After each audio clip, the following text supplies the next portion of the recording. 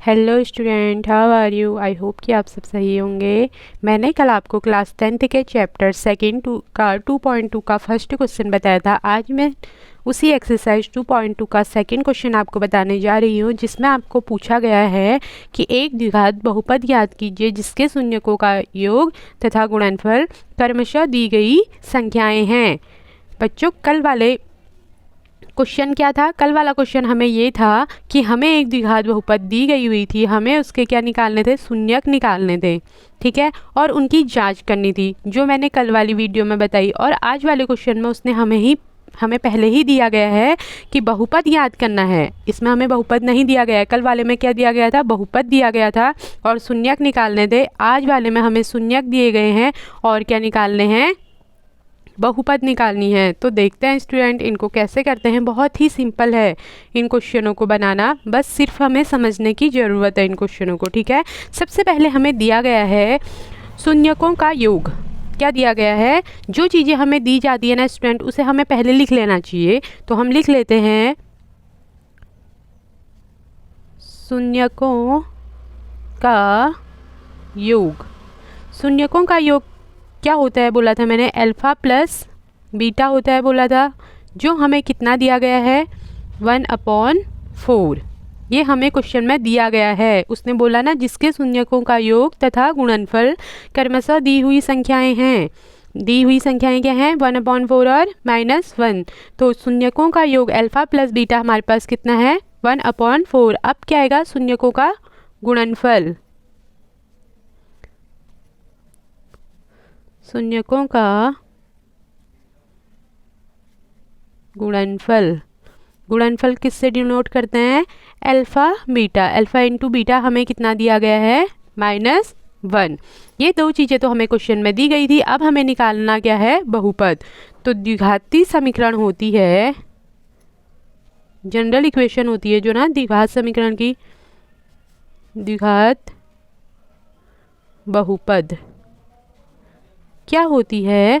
जो general equation होती है वो होती है x² माइनस ब्रैकेट में alpha plus beta bracket close x plus alpha into beta is equal to 0। ये हमारा फॉर्मूला होता है।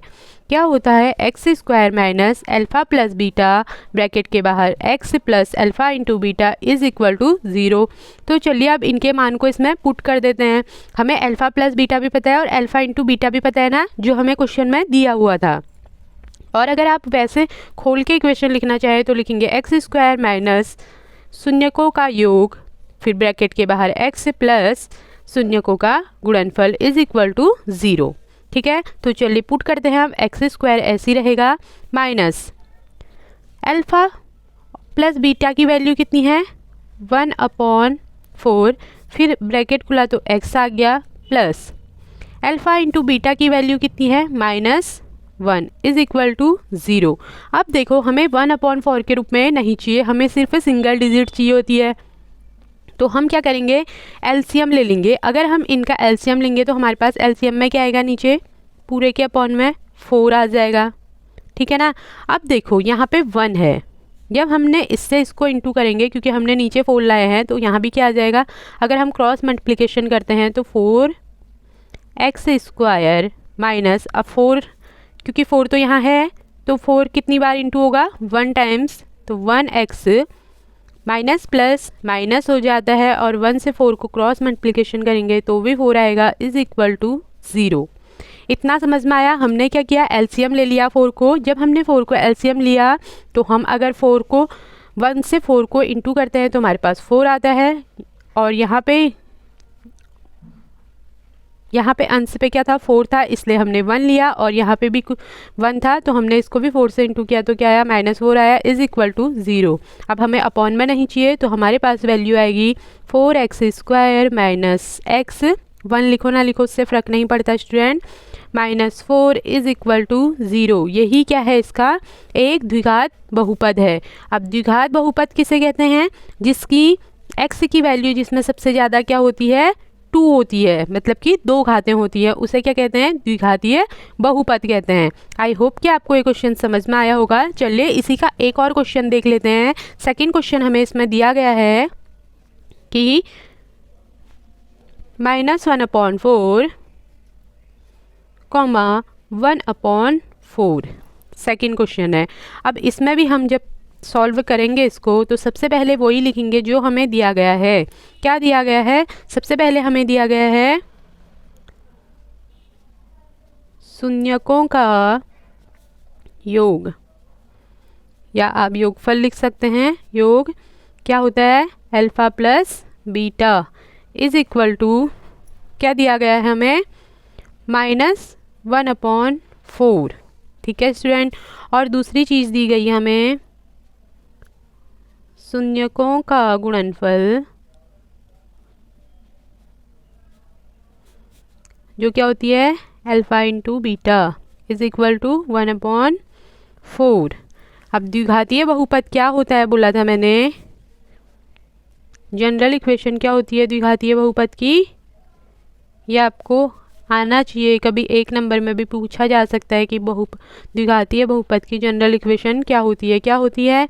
x² माइनस ब्रैकेट के अंदर alpha plus beta bracket close x plus alpha into beta is equal to 0। ये होती है।